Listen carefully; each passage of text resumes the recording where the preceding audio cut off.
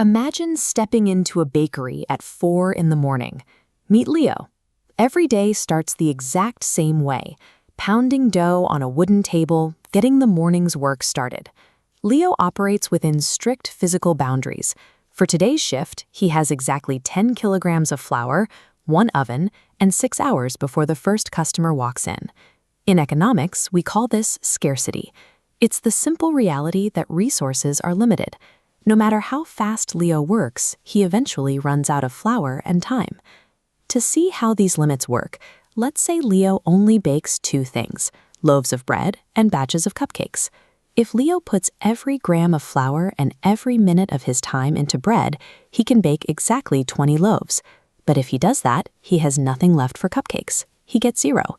If he flips his strategy and bakes only cupcakes, he can produce 100 of them. But in this scenario, his bread baskets stay completely empty. Since most customers want a bit of both, Leo can't just guess. He needs a way to see the exact trade-offs he's making with his limited supplies. Let's move from the kitchen to a graph so we can map out Leo's choices. This chart tracks his output.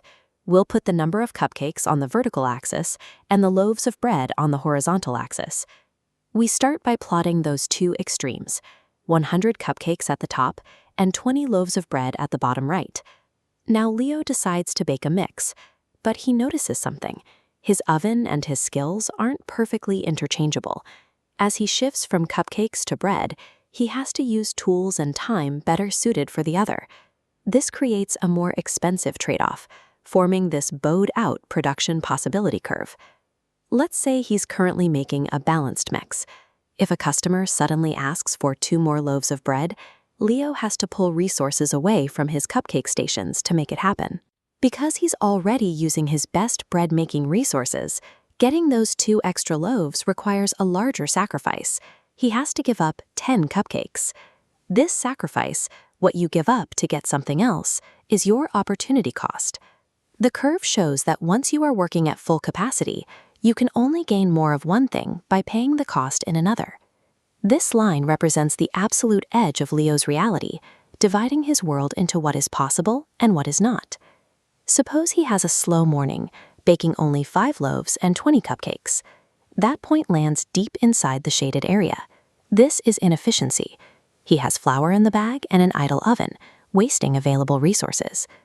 Now, what if Leo wants to bake 100 cupcakes and 20 loaves of bread simultaneously? That point sits way out here, beyond the line. Currently, that point is impossible.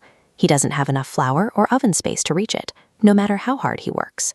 The curve itself is the goal. It represents the limit where every gram of flour and every minute is used to its full potential. These rules apply to more than just small businesses.